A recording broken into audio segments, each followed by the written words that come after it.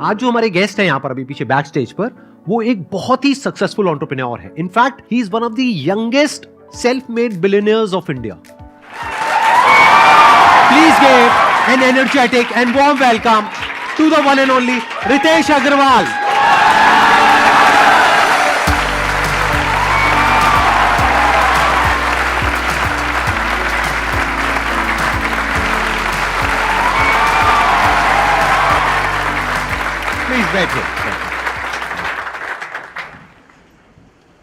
How old were you जब आपने शुरू किया था? I started at 18. और कई बार मैं भी I used to feel down as well. तो मुझे पता है आप कई सारे और एंटरप्रेन्योर्स से मिलते हैं जिन लोगों ने बिजनेसेस बड़े समय से बनाए हुए हैं. बट मैं शायद आपसे पहला एंटरप्रेन्योर मिल रहा हूँ जो who has also grown up being motivated by you. So thank you so much. Good to know that. सबसे पहले तो आपसे ये समझना चाहूंगा कि आइडिया आपके माइंड में कहाँ से आया? देखिए, सबसे पहले तो मैंने कंपनी शुरुआत करी थी जब मैं जस्ट हाई स्कूल से बाहर निकला था. तो उस समय मैं इंटर्नशिप्स करने लगा था छोटी छोटी कंपनियों में कि एक वेबसाइट बनवा लीजिए, सोशल मीडिया पेज बनवा लीजिए एंड सो ऑन. तो उससे थोड़ी स्टाइपेंड मिलती थी और मुझे ट्रैवल करने का बड़ा शौक था. तो मैं यहाँ पे आनंद विहार ISBT से बस लेकर के कहीं पे भी, जहाँ पे भी बस लेकर के जा सके, चाहे उत्तराखंड हो, राजस्थान हो, हिमाचल हो, वहाँ जाने की कोशिश करता था. वहाँ पे रहने की जगह सारी महंगी होती थी. तो मुझे छोटी छोटी गेस्ट हाउसेस, हॉलिडे होम्स, इस तरह की जगह मिलती थी जिनको जनरली लोगों ने डिस्कवर नहीं किया होता था, पर आपको 300 रुपये, 500 रुपये, 800 रुपये में ठीक साफ़ सुथरा जगह मिल जाता था. तो मेरी शुरुआत इस चीज़ से हुई कि मैंने देखा कि ये सारी जगह काफ़ी अवेलेबल हैं पर अननोन है एक तरीके से. तो उसको जो है मैंने एक वेबसाइट में डिस्ट्रीब्यूट करना शुरू किया कि इन जगहों में अगर आप रहें, उत्तराखंड में, हिमाचल में, राजस्थान में, आपको सस्ते दाम में प्राइस पे जगह मिलेगी. उससे शुरुआत किया मैंने ओरेवल का. 1 साल तक वो बिज़नेस चलाया. वो बिज़नेस चला नहीं, क्योंकि सबसे बड़ी चैलेंज ये थी कि बुकिंग तो आप करवा लीजिए पर सर्विस क्वालिटी मेंटेन होगा कि नहीं, उसकी जिम्मेवारी कोई नहीं ले रहा था. तो उसके बाद मैंने सोचा कि अगर यही सबसे बड़ा प्रॉब्लम है तो मैं इसी को सॉल्व कर लेता. तो जो पहली गेस्ट हाउस, कई सारे जो हमारे पास छोटे गेस्ट हाउस गुड़गांव में भी हमारे साथ जुड़े थे, उनमें से एक को मैंने कहा कि आप जो है, आपकी प्रॉपर्टी को मैं सर्टिफाई करूँगा, थोड़ी क्वालिटी इंप्रूव करूँगा जिससे आपकी ऑक्यूपेंसी बढ़े, और मैं जिम्मेवारी लेकर के हर 2-3 दिन आके आपकी प्रॉपर्टी चेक करूँगा, ऑडिट करूँगा. और पहले 1-2 महीना तो मैं ही आपका front office manager, check in, checkout, cleaning सब कुछ मैं ही देखूंगा.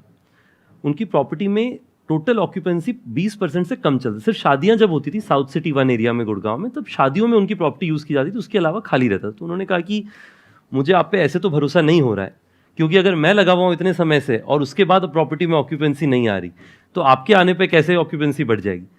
पर ठीक है, मेरा जितना अभी सिचुएशन इतना बुरा ऑक्यूपेंसी का, इससे बुरा तो और हो ही नहीं सकता, जो होगा इससे बेहतर ही होगा. तो चलो आपको मैंने कुछ महीने के लिए प्रॉपर्टी दी, आप चलाइए, देखिए क्या होता है क्या नहीं होता है. अब उस प्रॉपर्टी में हमने 3 चीज़ें करी. सबसे पहला चीज़ हमने ये किया कि मैंने जाकर के ऑनलाइन वेबसाइट्स में देखा कि कौन सी प्रॉपर्टी टॉप रैंक में आती हैं बजट वाली. मैंने देखा कि उन सब की फ़ोटोज़ और इंटीरियर्स अच्छे होते हैं. तो इंटीरियर्स में जो वाइट लाइट थी उसको इस तरीके का मैंने वार्म लाइट से रिप्लेस कर दिया और 2-3 पेंट लगा दी. टोटल खर्चा पर कमरे का 4-5 हज़ार रुपये का आया होगा, जो कि ओनर से ही मैंने रिक्वेस्ट किया कि आप ही की प्रॉपर्टी में निवेश कर रहे हैं तो आप ही लगा दीजिए, मेरे पास तो कुछ है नहीं. उस होटल के साथ में आपने टाई अप किया, लेकिन आपने कुछ इन्वेस्ट नहीं किया. पर मैंने आइडियाज लगाए कि कैसे इसको इंप्रूव किया जा सके. डायनेमिक प्राइसिंग लाई. तो होटल का प्राइस पहले हमेशा 2,000 रुपये पे फ्लैट रहता था पूरे साल. मैंने कहा कि पहला 3 कमरा 999 में सेल होगा, 999. आप लोगों ने सुना होगा जब ओयो शुरू हुआ था, हमने कहा था स्टार्टिंग एट 999. उसके बाद में पहला 3 रूम 999 पे बिक जाए, उसके बाद हर रूम पे मैं 100 से 150 रुपीज़ बढ़ा देता था प्राइस, क्योंकि एक बार वॉल्यूम बढ़ जाता. आपने इंटरनेट पे देखा होगा, बाय पॉपुलैरिटी या बाय क्वालिटी आप या फिर बाय प्राइस आप सॉर्ट कर सकते हैं होटल्स को. तो मेरा होता था कि बाय प्राइस पहले सॉर्ट करके 3 बुकिंग आ जाए, जिससे फिर बाय पॉपुलैरिटी में हम टॉप रैंक में आ जाएंगे, तब ज्यादा प्राइस बन जाएगा. प्लस ये भी एक और इसका बेनिफिट है कि अगर 999 में कोई रुका है और उसको वैल्यू मिल गई 2000 की, तो वो रिव्यूज अच्छे मिलेंगे. तो वो रिव्यूज में भी आप टॉप पे आने लग जाओगे, जिससे कि रिव्यूज भी मिले जल्दी से जल्दी, और उससे आपका जो रिव्यूज में आप टॉप रैंक में आने लग जाएंगे. राइट. तो सिर्फ इससे जो है मैंने पहला होटल शुरू किया. पहले महीने के एंड में यादव जी की प्रॉपर्टी 90% प्लस ऑक्यूपेंसी में पहुंच चुकी थी.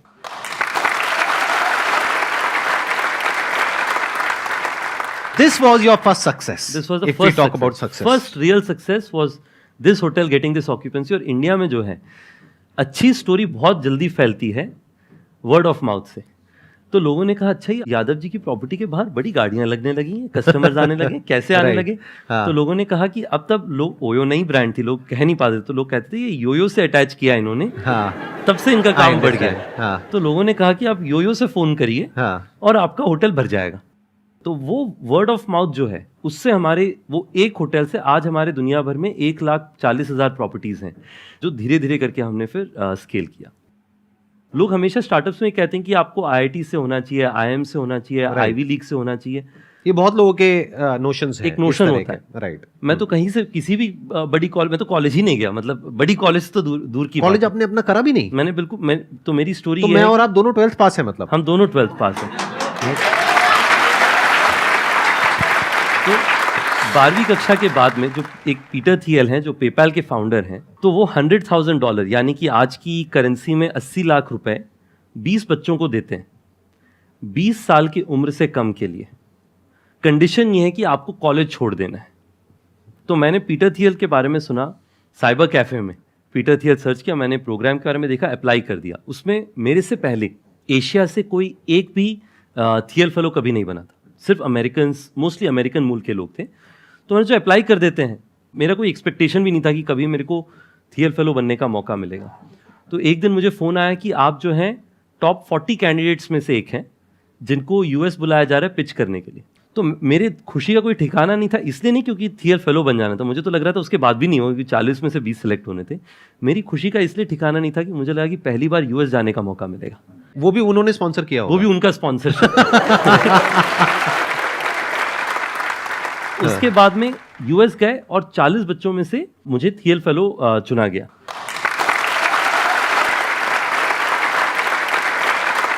तो मतलब उस टाइम पे आपको $1 लाख मिले? $1 लाख मिले। वो मेरा पहला फंडिंग था एक तरीके से, बिना कोई स्टेक के। मैं इसके दो कारण से ये मैं आपको स्टोरी बता रहा हूँ। पहला ये है कि आपकी बैकग्राउंड क्या होती है उससे कोई फर्क नहीं पड़ता है। आप में हिम्मत है कोई चीज़ सीखने के लिए और कर दिखाने के लिए, उससे फ़र्क पड़ता है। और दूसरा कि आप ज़मीन में काम करने के लिए तैयार हैं कि नहीं है। क्योंकि कई बार क्या होता है, हम लोगों को ये लगता है कि अगर हम होटल के बिजनेस में हैं तो हम क्यों होटल ओनर कहीं हमें मना करके बाहर ना निकाल दे, हमें तो इस इंडस्ट्री में कुछ पता नहीं, कोई 2 सवाल पूछ लेंगे तो फेलियर हो जाएगी, रिजेक्शन हो जाएगा। उससे हमने बिल्कुल नहीं डरना है। अगर आपने स्टार्टअप करना है, उसका सबसे पहला मूल भाव ये है कि आपको अपने काम करने में शर्म नहीं आनी चाहिए। जो भी काम है, हर काम इज्जतदार है, उस पर you should be proud about it. अगर आप ये दो चीज़ करेंगे तो मुझे लगता है, एटलीस्ट मैंने ये अर्ली डेज से सीखा कि अपने काम पे इज्जत और फक्र होना चाहिए। बिल्कुल शर्म की बात नहीं है अगर आपको रिजेक्शन हो रहा है, नहीं हो रहा है। He was open for all kinds of ideas. ये बहुत बड़ी क्वालिटी है एक एंटरप्रेन्योर की। अगर आपका दिमाग काम शुरू करने से पहले ही बंद है तो एंटरप्रेन्योरशिप बिजनेस आपके लिए नहीं है। यानी you must be open for anything and everything, क्योंकि कहीं से भी अपॉर्चुनिटी आ सकती है। अब देखो ना, इनको $1 लाख कहां से आया, जो कोई सपने में भी नहीं सोच सकता। ये खुद बता रहे हैं कि उस टाइम पे एशिया से और कोई नहीं था जिसने अप्लाई किया था। यानी कि आप पहले वो इंसान बने जिसको एशिया से ये ग्रांट मिला, right? If I am not wrong. बिल्कुल। ये क्यों हो पाया? क्योंकि इन्होंने अप्लाई करने के बारे में सोचा। क्यों सोचा? क्योंकि इनके दिमाग में था कि देखते हैं, हो सकता है हो जाए, हो सकता है ना हो, ट्राई तो करें। और फिर जब इन्होंने ये किया और फिर वहां से जब वो $1 लाख आया तो उसके बाद में तो सारे दरवाजे खुल गए एक तरीके से। बिल्कुल। क्योंकि जो इन्वेस्टर्स हैं उनकी भी नजरों में आप आ गए होगे, न्यूज में आए होगे। बिल्कुल। तो एकदम से जो होता है ना, एक रिकग्निशन चाहिए होता है शुरू में, क्योंकि इंडिया के अंदर कितने एंटरप्रेन्योर्स होंगे इनके जैसे, सोचो, लाखों। लेकिन उनमें से किसको मिली वो स्कॉलरशिप, या क्या कहेंगे, ग्रांट? हाँ, किसको वो ग्रांट मिला? इनको। तो इमीडिएटली जो पूरी इन्वेस्टर्स की कम्युनिटी होती है उन सबकी नजरों में आ गए कि इनको ग्रांट मिला है तो जरूर कुछ ना कुछ होगा, राइट? बिल्कुल बिल्कुल। अगर आप में से किसी के भी माइंड में कोई क्वेश्चन है तो आप पूछ सकते हैं। सर, मेरा पैकिंग और डेकोरेशन का काम है। किनारे बाजार चांदनी चौक में मेरी शॉप है, और मैं चाहता हूँ ना कि उसे पार्टनरशिप के साथ किया जाए या कई सारे लोगों की टीम बना के किया जाए। लेकिन मेरे पापा ना चाहते हैं कि तू खुद ऑनरशिप कर, मतलब कि लोगों को बस एज अ एम्प्लॉय रख और ये काम कर। तो इसमें मुझे क्या करना चाहिए? मेरा सुझाव 2-3 चीज़ें। सबसे पहले तो जब मैं अपनी कंपनी शुरू कर रहा था, मुझे कई लोगों ने कहा कि रितेश, आपकी फैमिली मानेगी? मेरे जो पहले एंजल इन्वेस्टर्स थे उन्होंने एक्चुअली कहा कि मुझे आपके फादर से मिलना है, कि वो आपको काम करने देंगे, आपको कॉलेज भेज देंगे बीच में हमारे इन्वेस्टमेंट के बाद में। तो सबसे पहला मेरा सुझाव ये है कि आप अगर पार्टनर्स लेके आएंगे या टीम लेके आएंगे या क्लाइंट्स लेके आ रहे हैं तो उन्हें आपको कन्विंस करना पड़ेगा। जी सर। तो आप ये समझिए कि आपका पहला क्लाइंट या पहला पार्टनर जो है आपके फादर है। आपको अपने फादर को कन्विंस करना पड़ेगा ये कहने के लिए कि आपको पार्टनर लेकर के आना है। चैरिटी बिगिंस एट होम, ये पहला है। दूसरा, आप अपने फादर को एक बार जब कन्विंस कर लीजिए, पैरेलली आपको अच्छा पार्टनर खोजना पड़ेगा, क्योंकि आपके फादर भी अगर कहेंगे किसी को पार्टनरशिप में ले आने के लिए, तो उनको ज़रूरी है कि वो अच्छा पार्टनर आए जो कि आके अपना बिजनेस को 2x करे। यानी 1 और 1 11 हुआ तो 10% देने में हर्जा नहीं है, क्योंकि दोनों ही आगे बढ़ेंगे। और तीसरा जो मेरा सुझाव है कि आपके बिजनेस को जो है, आप एक ये बताइए कि कितना बड़ा आप बना सकते हैं अगर आप अपने पार्टनर्स को साथ लेकर के आए। जैसे कि शुरुआत में अगर आपका, मान लीजिए आपने फादर को कहा कि देखिए आज जो मेरे फ्लावर डेकोरेशन का काम है, साल का कितना हो जाता होगा आपका टर्नओवर लगभग? सर अभी तो फिलहाल एक्चुअली क्या है, अभी तो सिर्फ शॉप है। इससे क्या है कि मैं चाहता हूँ ना कि मतलब जब मेरे पास पार्टनर्स हो जाएंगे तो किसी वेडिंग डेकोरेशन हो गया या बर्थडे के डेकोरेशन हो गया, इनका हम ऑनलाइन पर्पज से भी वो काम कर सकते हैं, ऑर्डर ले सकते हैं। हाँ जी, ऑल ओवर दिल्ली या कर सकते हैं, और बाकी तो सप्लाई तो ऑल ओवर इंडिया ही हम करते हैं। तो सिर्फ दिल्ली में 10,000 से ज़्यादा शादी होता है। Yes sir. अगर आपको वो बिजनेस करना है तो आपको ये सोचना चाहिए कि उसके लिए आपको कौन सी स्किल्स चाहिए। आपको स्किल चाहिए कोई वेडिंग इंडस्ट्री से हो, जिसके पास एबिलिटी हो कि सारी वेडिंग हॉल्स में उनकी जान पहचान हो, जो आपको फ्लावर्स दिला सकें। Yes sir. आपको स्किल चाहिए फ्लावर सोर्सिंग में, कि आपकी मार्जिन तभी बनेगी जब आपको फ्लावर सही रेट पे मिले। और तीसरा, आपको मैनेजमेंट चाहिए, क्योंकि शादियों में अगर टाइम पे फूल नहीं लगा या फिर फूल नया नहीं लगा तो आपकी नेगेटिव मार्केटिंग हो सकती है। लोग कह सकते हैं इनसे फूल मत लीजिएगा, शादियों में थोड़ा रिस्क होता है। Yes sir. और साथ में आप एक प्लान बनाइए कि मेरे को अगले 5-10 साल के अंदर में जो है दिल्ली में हर साल 500 या 1000 शादियों में फ्लावर डेकोरेट करना है। मुझे लगता है कि आपके फादर साहब ज़रूर मानेंगे।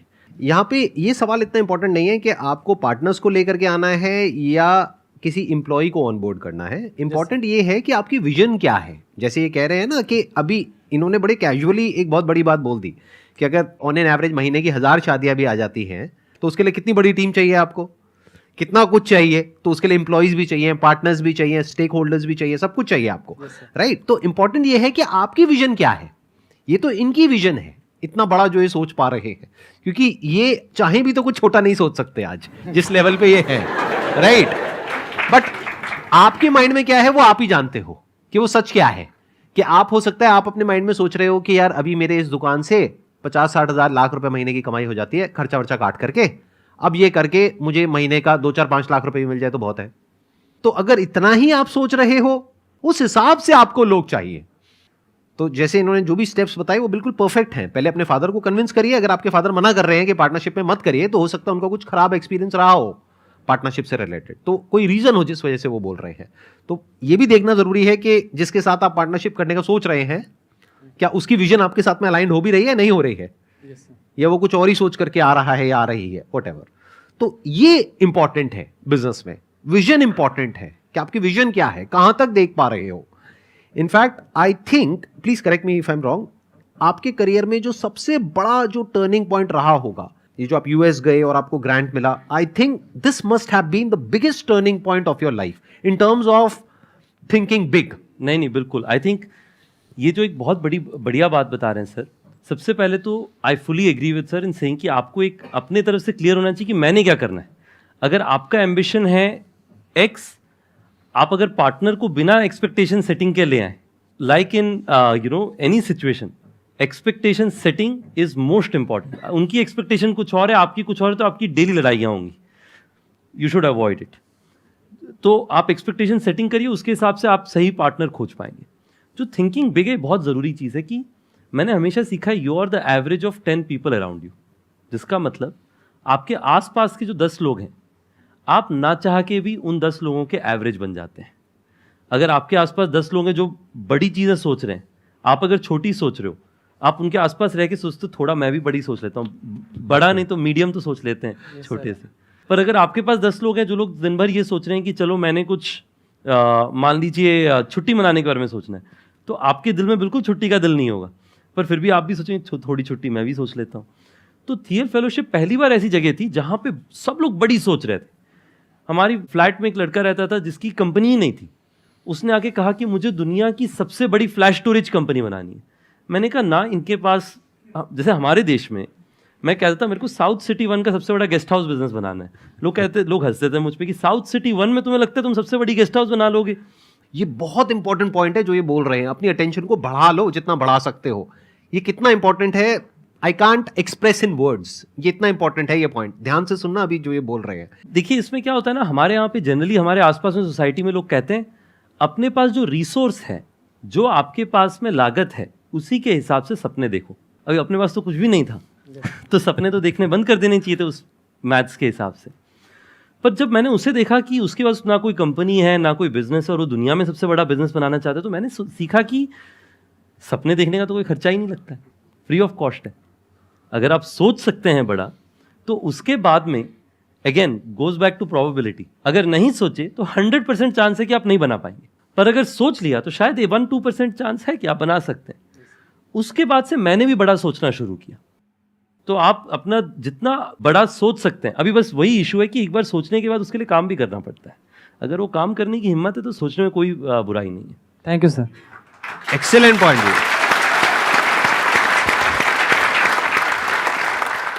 सर जैसा आपको देख के लग रहा है, जो मेरे को फील हो रहा है, आप बहुत कूलर काम पर्सन है। एंड जिस हिसाब से आप बता रहे हो कि आपने ऐसे बिजनेस कैसे स्टार्ट किया, तो लाइक अब कुछ पास्ट ईयर से हम देखते हैं जैसे ओयो के बारे में ऐसे मीम्स बनते हैं, या अभी फरवरी का मंथ आएगा तो वो सब स्टार्ट हो जाएगा। तो ऐसे स्टार्टिंग में थोड़ा हर्ट फील हुआ कि लाइक मैंने इतनी मेहनत करी एंड बिजनेस बनाया एंड उसको अब ऐसे बिजनेस को ऐसे मीम्स बन रहे हैं, या आपने सोचा कि चलो फ्री की मार्केटिंग अच्छी चीज़ है चलने देते हैं, या आप अब सोच रहे हो कि उसको बिजनेस को लाइक इमेज पॉजिटिव करनी चाहिए हमें, या मतलब ठीक है आपके लिए? इस पे मेरे 3 डिफरेंट पर्सपेक्टिव्स हैं। अगर मैं पूरा ब्रॉडर जो है couple slash individuals same city travel उसके बारे में बताऊं, सबसे पहला तो ये है कि मैं पर्सनली जो है प्रोमिस्क्यूटी प्रमोट नहीं करता, या फिर मेरा ऐसा कोई व्यू नहीं, मुझे मतलब आई ऑल्सो डोंट प्रमोट कि कोई एक्स्ट्रा मैरिटल वो। मुझे लगता है कि I have a very personal view of saying कि जो एक कॉमन इंडियन नैरेटिव है कि relationship should be built over a period of time, but वो तो मेरा पर्सनल व्यू है। हमारी कंपनी का बड़ा सिंपल प्रिंसिपल है कि हम लोग जज नहीं करते। कोई भी कस्टमर हो, अगर उनके पास लेजिटिमेट आईडी कार्ड है, ये लॉ ऑफ द लैंड कहता है कि हम उन्हें चेक इन दें और उनको बेहतर से बेहतर सर्विस एनेबल करें, और उसी पे हम लोग काम करते हैं। और इसमें आप देखेंगे कि हिस्टोरिकली बड़ी चैलेंजेस रही हैं। जैसे मैं आपको बताता हूँ, कुछ साल पहले हमारे एक कॉलीग थे, वो और उनकी वाइफ एक होटल में गए। वाइफ ने जो है सेकेंड नेम बदला नहीं था, उनका सेकेंड नेम सेम था पहले जैसा ही। तो होटल वाले ने कहा कि आप दोनों शादीशुदा हैं, इसका मैरिज सर्टिफिकेट दिखाइए, फिर हम आपको चेक इन देंगे। ओयो के पहले कई लोगों ने ऐसी एक्सपीरियंसेस सही हैं कि लोग जज करते हैं, लोग घूरते हैं लोगों को। हमारा ये ओपिनियन है कि आप चाहे कोई भी हो, अगर आप एक लेजिटिमेट पर्पज से रहने आए हैं तो हम आपको चेक इन देंगे, बट मेरा पर्सनल व्यू उसको लेकर के अलग हो सकता है। जो तीसरा है, और ये भी बहुत क्रूशियल चीज़ है, कि आज के दिन में ओयो में अगर आप देखें जो कंज्यूमर सेगमेंट है वो बहुत ब्रॉड है। आप सेम होटल में देखेंगे यंगस्टर्स होंगे, जो लोग मतलब 20, 25, 30 साल की उम्र में हैं, उसी होटल में रह रहे होंगे 50 साल 60 साल की उम्र की फैमिलीज, उसी के बगल में रह रहे होंगे कॉर्पोरेट क्लाइंट्स। और अगर आप लोग कुछ ओयो में रहें तो आपने देखा होगा कि वहाँ पे मैं कई बार होटल में खुद जाके रिसेप्शन में बैठता हूँ, चेक इन कराता हूँ आजकल भी, टू लर्न की कौन आ रहा है। It is just a fascinating experience कि हर तरीके के कस्टमर आते हैं। आज के दिन में जान के आपको खुशी होगी कि हमारा लगभग जो है 30% बिजनेस सिर्फ रिलीजियस डेस्टिनेशन जैसी जगहों से आता है। तो ओयो आपके लिए top of the mind choice होना चाहिए, यही हमारा ब्रांड का एस्पिरेशन है।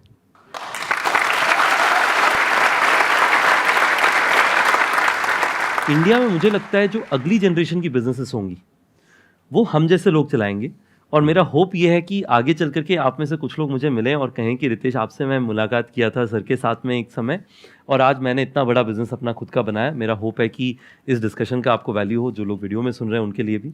और last but not the least, मुझे ये लगता है कि इन कॉन्वर्जेशन से मुझे खुद को भी एक चीज़ सीखने को मिलती है कि to be close to your roots. जब मैं वापस अपने बारे में सोचता हूँ कि कंपनी में जब भी कुछ गलत होता है वो तब होता है जब मैं अपने रूट से बदलता हूँ। जैसे for example openness to new ideas. मैंने देखा जब भी हमारी कंपनी में कुछ गलतियाँ होती हैं तब होती हैं जब मैं नए आइडिया से ओपन होना बंद हो जाता हूँ। तो हमेशा अपने, ऐसा नहीं कि रूट से इतना अटैच हो जाओ कि बदलो मत, बट जो रूट के समय में जब कुछ भी नहीं था आपके पास में, आपकी वैल्यू सिस्टम क्या थी, उसे आप कंटिन्यू रखें। ये 3 चीज़ें मेरे लिए काफ़ी वैल्यूएबल थी, तो मेरे लिए तो it has been fantastic. Thank you, आप लोगों ने मुझे बोला। एक्सेलेंट जी, एक्सेलेंट। हाँ, थैंक यू सो मच जी, thank you so much for coming.